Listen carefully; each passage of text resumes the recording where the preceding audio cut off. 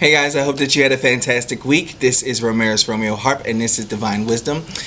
So last week on Monday, I did a post called "Sex for Dummies," and it was basically talking about the different sexual identities that are in existence that are out there. There were a lot, and there's too many to name at this point in time. So I'm just going to keep my focus and narrow it down a little bit. I'm going to talk about straight, gay, bi, transgendered, metrosexual, intersexed, and bestiality. So sexual identity is just basically what turns you on, what makes you hot, what makes you, want to explore in a more intimate setting, in a more intimate way. Now, the majority of people claim to be straight. Okay, so straight is one person being attracted to another person of the opposite sex. That's what a lot of people identify as. You ask them, what are they? They say, I am straight. Okay, but there's a lot of gray areas that comes with sexuality. You know what I'm saying? Gay is the other end of the spectrum, the full end of the spectrum. So you have straight over here, you have gay over here. And gay is someone who is attracted to the same sex in gender. Now, attraction is mental, physical, and emotional. So a lot of times people equate sexual preference with only the physical. So let's get off of that spiritual realm of only thinking about sex. Let's get off of that small-minded chakra that is right in the pelvic area. Let's start raising ourselves up to bigger and better heights. Okay, and the way that we do that is you just basically understand the entire circumference of what it is to be in a relationship and what it entails to be attracted to someone. Okay, so mentally you get attracted to them by their voice, by the way that they sound, by the way that the person that you're attracted to you can really relate to and gel with. There's a chemistry, there's an aura, there's a vibe. Okay, so it goes off of that. Then physical attributes, it could be the person's lips, their legs, their thighs, their hips, their butt, how big their breast is or chest is, their lips, their eyes, their smile. There's a lot of different things that can be attractive to some people. People like ears, people like eyebrows. Oddly enough, people can like the shape of your eyelashes. It just all depends on the individual and the person. So now that we have these two bases explained, let's talk about the gray area. Let's talk about what's in the middle. So people who are bisexual are extremely misunderstood, and there's a lot of people out there who kind of struggle with this just because we live in a society where we have to be defined by everything, by our skin color, by our origins, by where we reside. Everything kind of defines us and puts us in a category and in a box. And a lot of times those boxes are unrealistic or have a lot of different stereotypes surrounding them that doesn't really give them a good basis to be true. All right. So bisexuality is basically someone who is mentally, physically, and emotionally attracted to both sexes. So it ends up being the person, not necessarily the genitalia that the person has. So someone who is in a gay relationship one moment and in a straight relationship the next, they are bi. They are someone who can get turned on by both sexes and who want to have an intimate and physical connection with both sexes. That's not really hard to understand and explain, especially if you expand and you open your mind and your brain waves and you say, okay, this person just likes people for who they are. And I think anybody can kind of relate to that or at least understand it. Now, transgenderism. So, transgenderism is when someone is mentally does not feel that their outer body showcases and shows what their inner emotions and inner self feels. Meaning that if a man wants to transition to a female, mentally he is a female. Excuse me. Sorry. People are not going to like me for that. That's offensive. She is a female. So that individual wants to be a woman because they feel as though they are a woman. So that's a little bit tricky for people to kind of get adjusted to and get used to, just because they're not in that particular mindset, or it doesn't directly affect them, so they just don't know.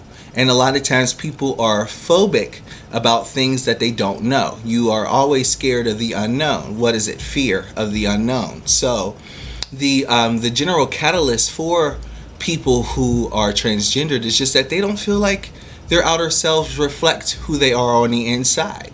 And it happens from birth. It's not a choice. It's not something that somebody wakes up in the morning and say, hey, I want to get breast and I want to get a vagina, or hey, I want to get a penis, and I want to cut my breast off. It's not that simple. There's a lot of physical and mental stress and emotional distress that can happen for someone who is going through that kind of transition, because again, they are used to a particular body, but their mind is not in direct correlation. So when they go through their hormones or their testosterones and their steroids, they're basically shaping and changing what their body has been into becoming what they feel is more representative of how they feel inside, right?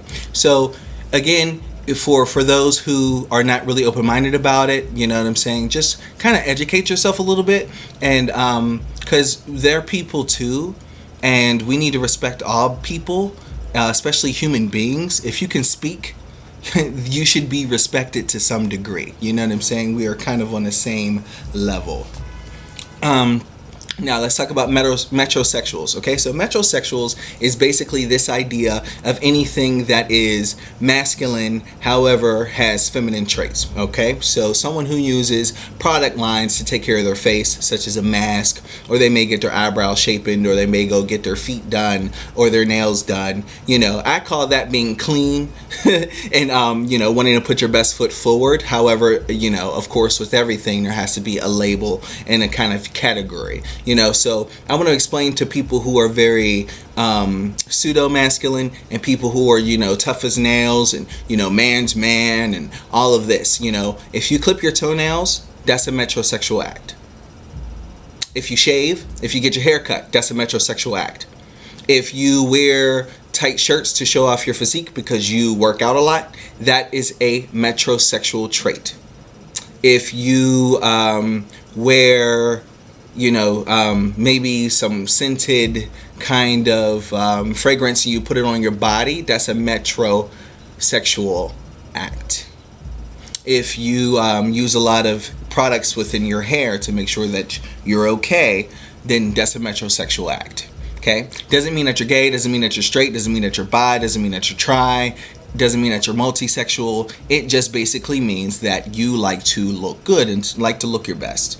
But a lot of times people say, well, I'm not metro, I work out every day and I talk like this, you know what I'm saying, and I use words like, you know what I'm saying, but you're metro, dude. Okay, so get over it. All right, now intersex is when someone is having a hard time balancing just because of the fact that they identify with both sexes. So they identify with male, they identify with female. So some traits are masculine, other traits are feminine, which means that this person may be a female on the outside but have the mental capacity of a male and want to grow facial hair and have hair and stuff like that because they feel comfortable, but they also like their breasts and stuff as well. This is something that a lot of people don't really know about, and it needs to be exposed, it needs to be talked about. People need to start having conversations about it, and people need to not feel afraid to talk about what it is that they're going through, because it is normal. It's not a birth defect. It just happens. It is what it is.